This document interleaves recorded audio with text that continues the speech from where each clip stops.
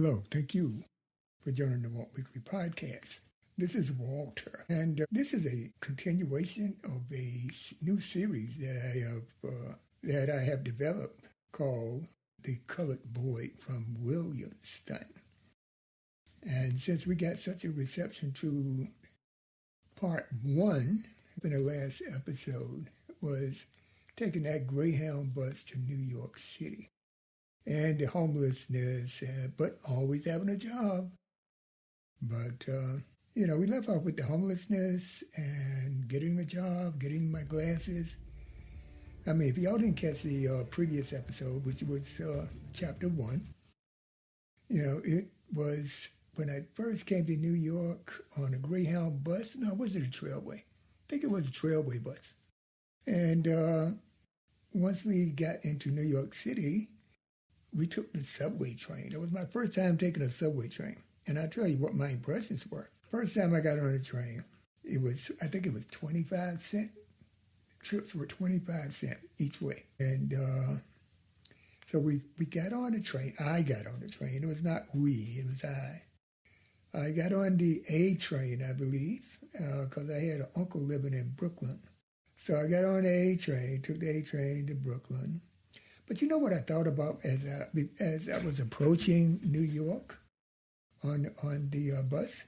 That the skyline back then, you could not see the skyline. And we used to get in like maybe 8, 9 in the morning on the bus. So we get to New York about 8 or 9 a.m. And you could not, from the New Jersey Turnpike, you could not see New York from like exit 16. Or 14 E or whatever that is on the turnpike. But just before you approach the Lincoln, you could see you couldn't see. You really couldn't make out the skyline of New York City. That's how much pollution we had back then. We get into New York, and as I said, I was on the train, looking around. That was my first time I saw this guy sleeping on one of the seats. He was smelly, he was dirty. He was nasty. And I said, oh, that must be one of the bums. Oh, man. That was my first time ever seeing a bum, a hobo. So that was, in itself, I woke up a little bit. Next thing I did was, as I said in my earlier episode, I always had a job, right? And I was working at Jack's Army and Navy store on Fulton Street in Bed-Stuy. And I used to stay with my uncle very briefly because he didn't really have the room. So, I had to get out. And, as I said, I found my way to Port Authority waiting room and Port Authority bathroom for washing up. And that's what I did. So from there, I would go to work. So one thing I do want to point out was I did think back then when I was like 16, 17 years old, coming to New York, I used to wonder about white people on the bus. And I would think a lot of things would just go through my mind, but I do remember in particular that I was thinking, I wonder how these white people are. I bet they hide everything. You would never have them come right out and discriminate against you openly. And so if they don't do that openly, tell you how they feel about you so you can tell them how you feel about them and then just leave each other and don't bother each other. We didn't have that. I was very apprehensive. I was very apprehensive about knowing or working with white people that I did not know whether they were racist or not. It was undercover. It was undercover for many years, but it was reflected in my promotions and what I had to demand. I had to be always aggressive when it came to my income and my position.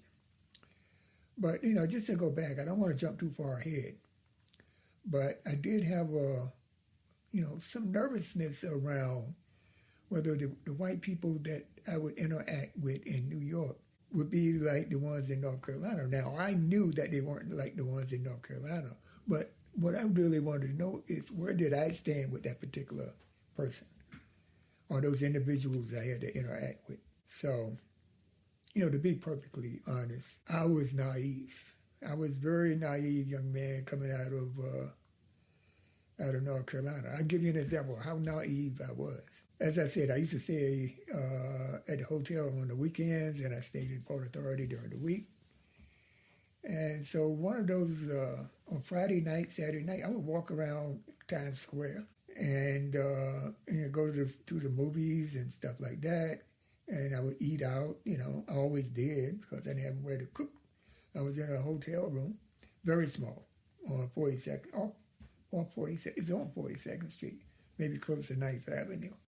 One of the things that happened to me, now this was on like a Sunday. I believe it was a Sunday, it had to be because there was not that many people out there, no more than tourists and people just sightseeing and stuff like that.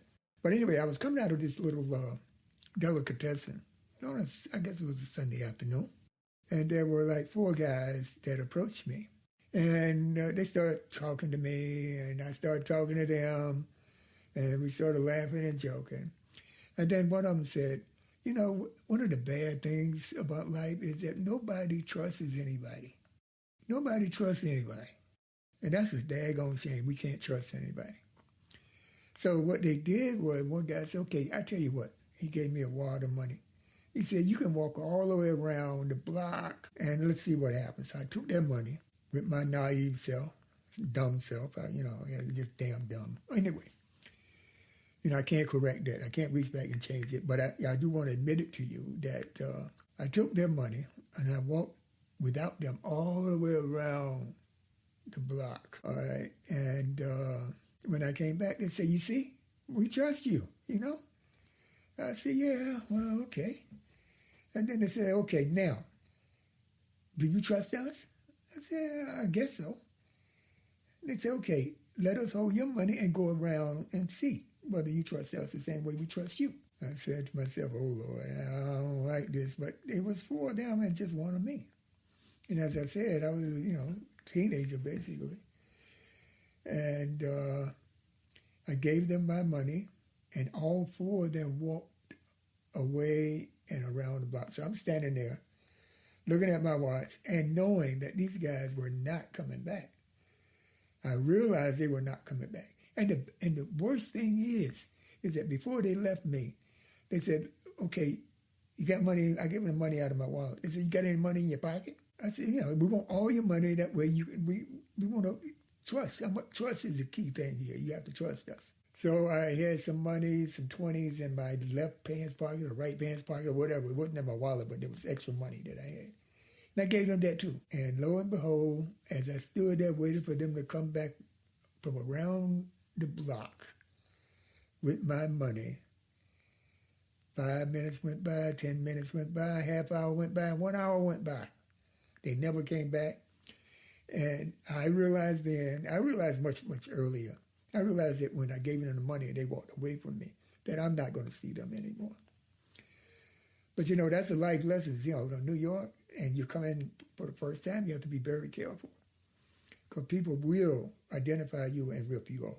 I had to chalk it up. That was a loss. When I got to work the next day, I told them, my boss what happened. So I got an advance on my check, and I kept it moving.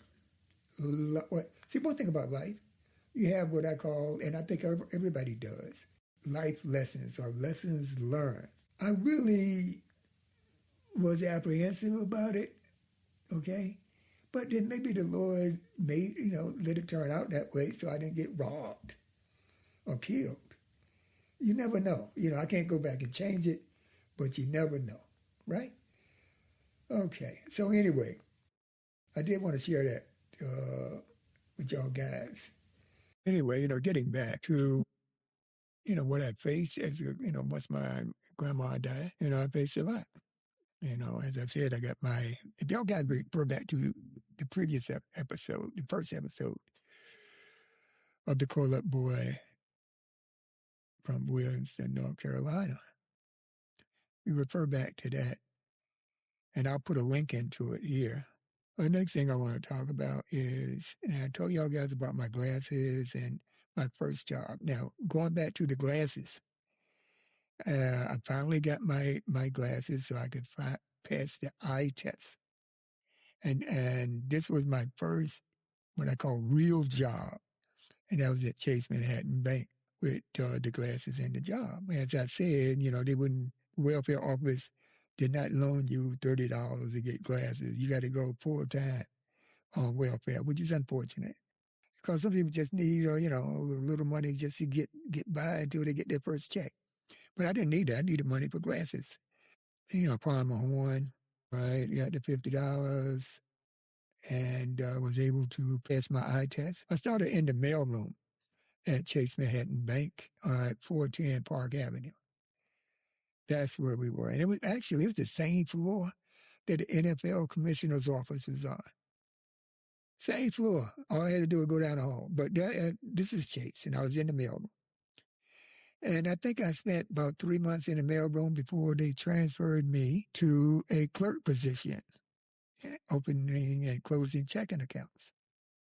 So I did that until I got a music scholarship to Elizabeth City State University. During that time, while I was at Chase, I took the SAT because I had gotten my GED. I took the SAT. I think I had 8-something or 850, somewhere around there. I know it wasn't the best. But anyway, I took it. I got 8-something. I didn't study for it. Then I went to, and I took that down in North Carolina, actually. I had to go home to Williamston. And I took the SAT in the Williamston school cafeteria. All right. So anyway, past that, it was sufficient enough, rather, for me to apply to Elizabeth City State University, and I did have to do a audition for the music department. And back then, the head of the music department at ECSU was Dr. Davis. I forgot her last name. Could have been Joan Davis. I am not sure, but it was Dr. Davis, chair of the music department when I went to Elizabeth City State. And of course, having a scholarship, I had to major in music. So I majored in music because, as I said, I wanted to be a band director, like my dear friend. He wasn't a friend; he was a authority to me. My band director, and God bless him, he died, but he was my role model in school. And that's why I'm so mad. I don't mean to jump off topic, but I'm kind of mad that we don't have those role models, or very few of them are in our schools now, because it doesn't pay enough money for a man to take care of his family. I just want to throw that in because it's very true. We need more teachers that reflect the diversity of the neighborhood.